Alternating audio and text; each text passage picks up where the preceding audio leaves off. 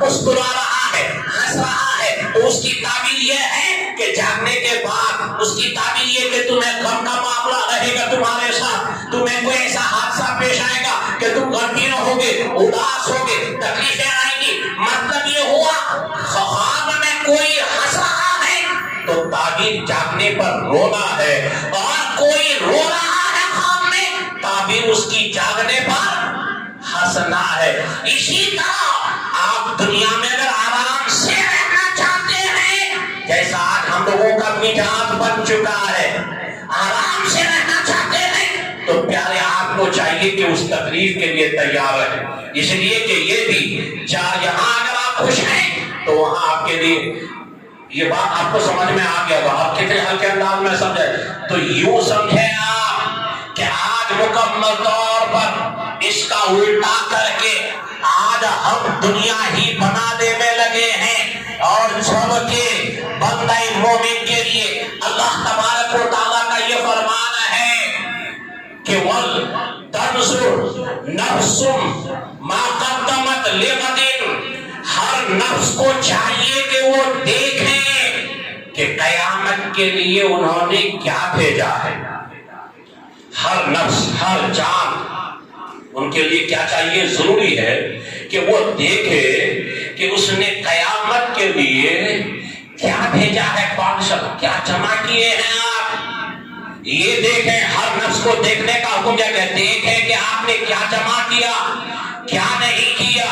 اور جبکہ ہم لوگوں کا آج کل سوچ کہ ہم نے دنیا میں کیا بنایا، کیا کیا، تاکہ رشتہ داروں پر ہم فخر کر سکیں کہ دیکھو میرا یہ، اور آج کل یہی ہر عبادت روحانیت سے خالی، دیکھتے معاملہ الگ سے الگ تر ہے۔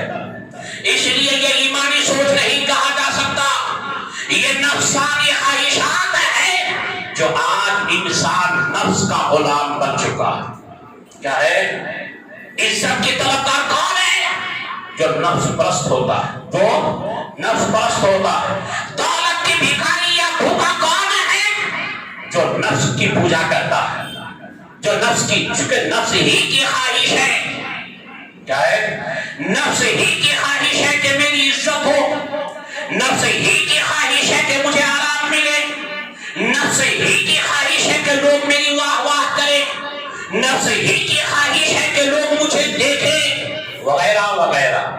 اور یہ نفسانیت ہی میں لوگ مبتلا ہے، اور شرع مطہر نے ہمیں کیا حکم دیا ہے کہ سب سے بڑا عقل مند وہ ہے جس نے اپنے نفس کو پچھاڑ دیا، جس نے اپنے نفس پر غلبہ پا لیا۔ سب سے بڑا عقل مند وہ ہے، سب سے بڑا عقل مند وہ ہے۔ تو دوستو سوچیے، محبت اللہ کی طرف سے بندوں پر یہ اللہ کا انعام ہوتا ہے، اور جب کسی دل میں اللہ اس کے رسول کی محبت پیدا ہو جاتی ہے تو جانتے ہیں، ان کی ایک مثال سنیے، حضرت موسیٰ کلیم اللہ علی نبی علیہ الصلاۃ والتسلیم، ایک مرتبہ کہیں تشریف لے جا رہے ہیں، ایک شخص آیا اور رو رو کر بڑی عاجزی کے ساتھ التجا کرنے لگا کہ حضور آپ کلیم اللہ ہیں، اے اللہ کے نبی، اللہ کی بارگاہ میں آپ بڑا ہی آپ کا رتبہ مقام ہے، آپ میرے لیے دعا فرما دیں کہ اللہ تعالی ایک ذرہ اپنی محبت مجھے عطا فرما دے، یعنی اللہ اپنی محبت کا ایک ذرہ، تھوڑا حصہ، ایک قطرہ مجھے عطا فرما دے۔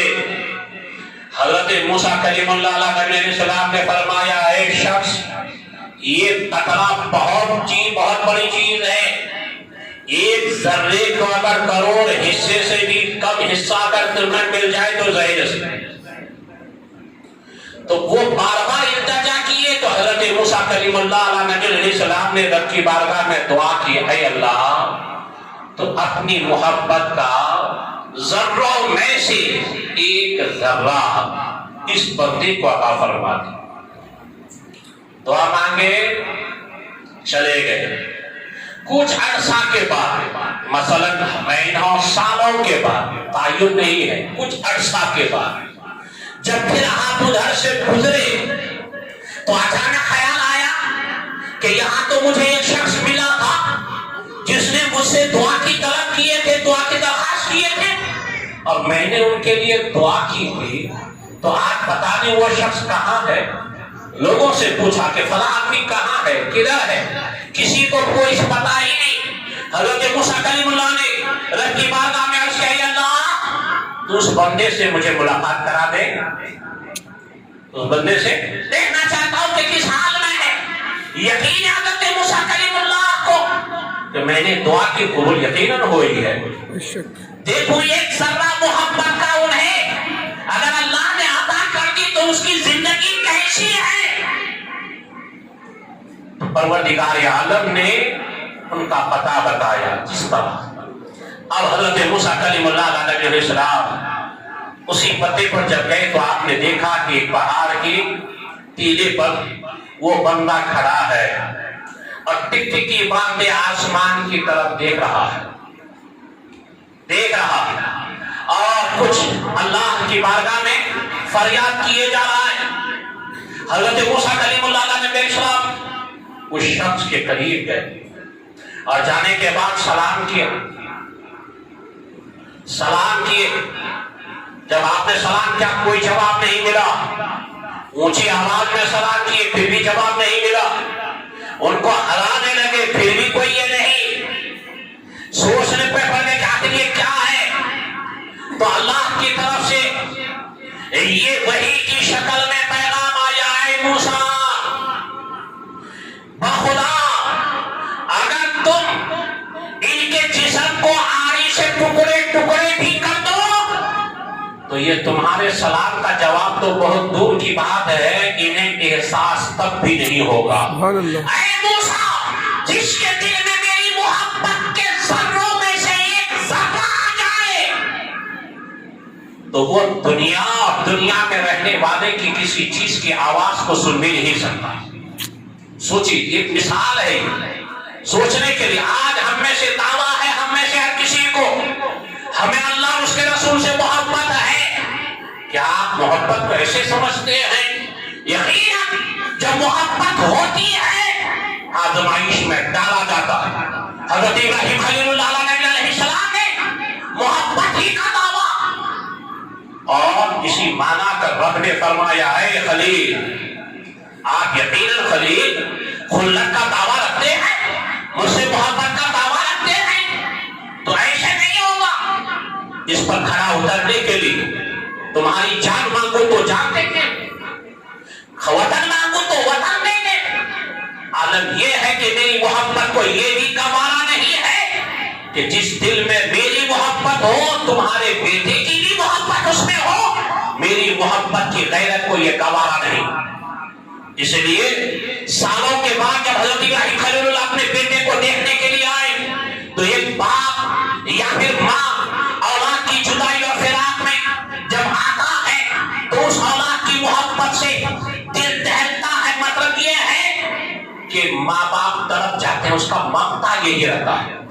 باپ کی محبت مثلا 10 سال یا 12 سال ایک بچے کو لڑکپن میں آپ نے چھوڑا، اس بچے کی ادائیں آپ کو یاد ہے، ان کی ہنسی اور اس کا یہ پورا یاد ہے، اور 10 سال کے بعد یا 12 یا 15 سال کے بعد جب اس بچے سے ملیں گے آپ، کیفیت کیا رہے گا؟ بوسہ دیتے رہیں گے، آنکھیں پرنم ہو جائے گی، رنگین ہوں گے، یہ خوشی کا موقع ہوگا، محبت میں آدمی وارفتہ ہوگا۔ بتاتے ہیں روایتوں میں مفسر اکرام فرماتے ہیں کہ جب حضرت ابراہیم خلیل اللہ علیہ السلام آئے اور بیٹے کو دیکھے تو بیٹے کو دیکھنے کے بعد اتنا روئے، باپ بیٹے گلے ملے، اتنا روئے۔ روایتوں میں آیا ہے کہ آسمان میں اڑنے والے پرندے بھی باپ بیٹے کے رونے کو دیکھ کر رویا۔ کیسی محبت ہے! اتنے ہی میں جب یہ محبت کا معاملہ تھا، باپ بیٹے کی حرمت، کیسی محبت! ایسے موقع پر حضرت ابراہیم خلیل اللہ علیہ السلام کو اللہ کی طرف سے حکم ہو رہا ہے، جس بیٹے کو تو نے سینے سے لگا کر اتنا رویا گویا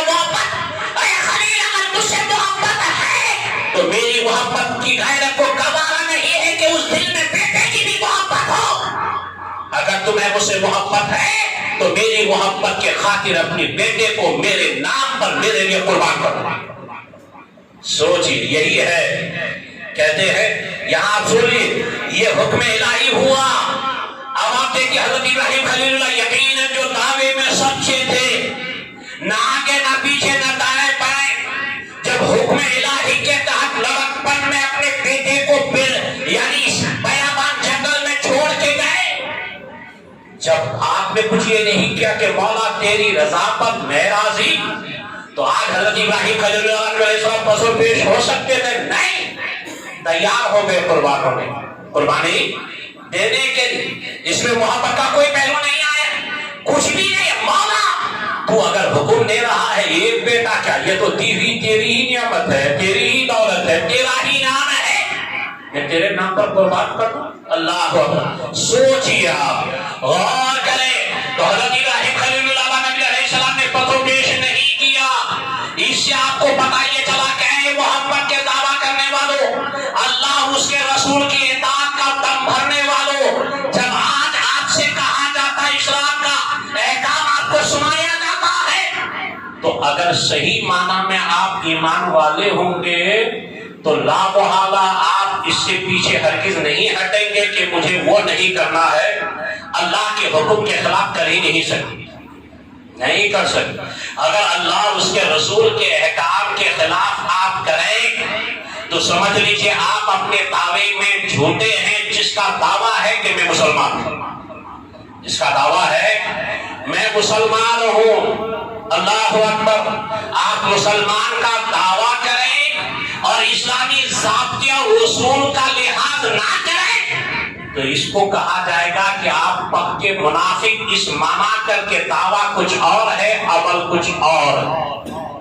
اور وہ مثال اس انداز سے بھی آپ لے سکتے ہیں کہ جس ملک میں رہتے ہیں آپ، اس ملک کے قانون اور ضابطے اصول کو آپ کو ملحوظ رکھنا ہوگا۔ اس قانون اور ضابطے کو آپ توڑیں گے تو کہا یہ جائے گا کہ اس حکومت کے آپ باغی تصور کیے جائیں گے۔ بغاوت، جب اس کے قانون کو نہیں مانتے، عمل نہیں کرتے، تو کیا کہا جائے گا کہ آپ باغی ہیں، اور باغی کی سزا یا تو موت ہے یا پھانسی ہے یا اور طرح کی نہایت دردناک سزائیں ہیں۔ اسی طرح اے مسلمانوں، آپ حکومت الہیہ کے سپاہی ہیں اور اللہ کے احکام آپ پر ہر حال میں لاگو ہے، ضابطہ اصول آپ پر نافذ ہے۔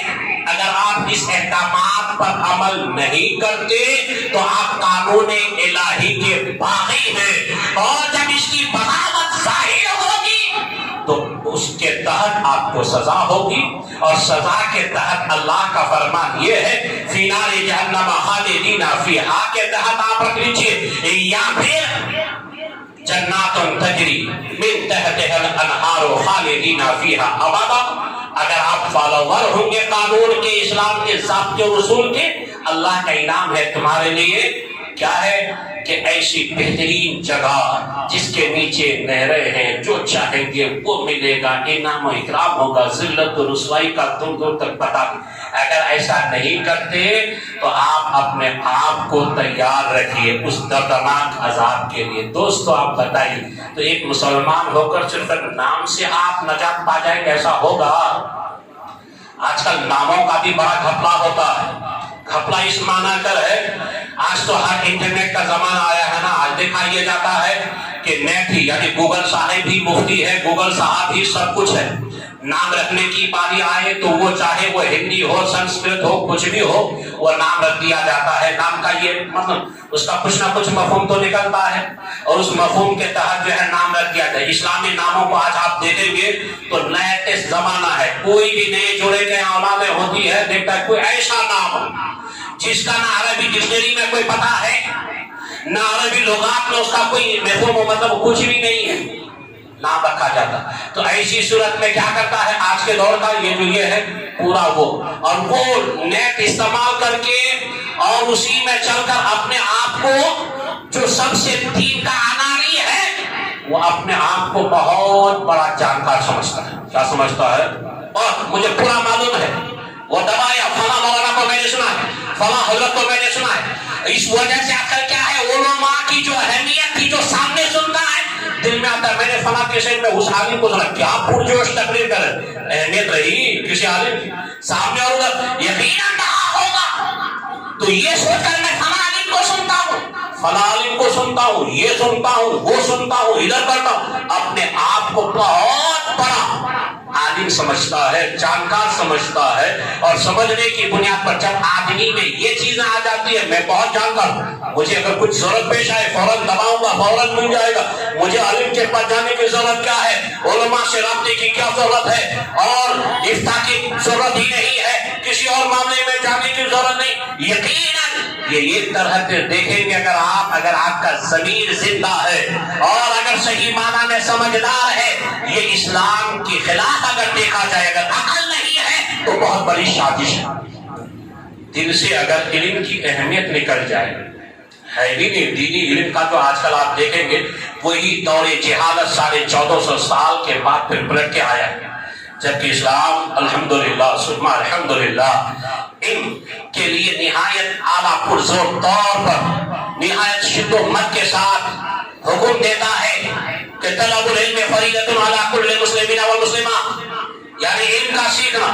اور آج کی اس عقل والے مسلمانوں نے، عقل مند طبقہ نے اس کو صرف دنیا کے علم پر ہی منحصر کر لیا ہے، بڑا ڈاکٹر بن جائیے بس ہو گیا، ہم بہت بڑے جانکار، انگلش اچھی بات کرتا ہے وہ سمجھتا ہے یہ علماء، یہ دیندار، یہ پرانی گھسی گھسائی ہوئی باتیں کرتا ہے، یہ کرتا ہے، اس کے پاس کیا کرنا وغیرہ، کہاں ہونا تھا، کہاں پہنچے، کدھر جا رہا ہے، کہاں جا رہا ہے۔ اے مسلمانوں، اب بھی ہوش سے کام لیجئے اور فکر کیجئے، آپ جتنا بھی کچھ کر لیجئے، آپ کے لیے اہم معاملہ یہ ہے کہ آپ نے آخرت کے لیے کیا بھیجا اور آپ نے کیا تیاری کی ہے، یہ معنی رکھتا ہے۔ وآخر دعوانا الحمدللہ رب العالمین۔ السلام علیکم ورحمۃ اللہ وبرکاتہ۔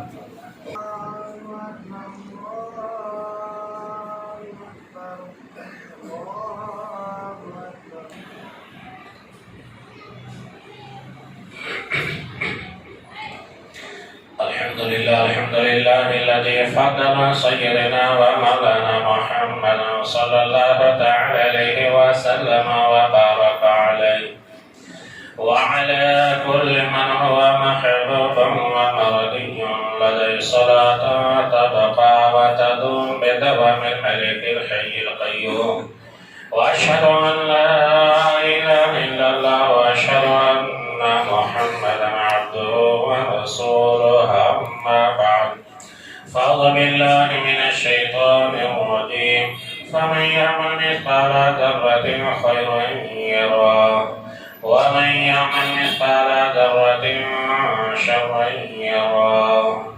بارك الله لنا ولكم في القرآن العظيم ونفعنا وإياكم بالآيات والذكر الحكيم، إنه تعالى ملك كريم جواد بر رؤوف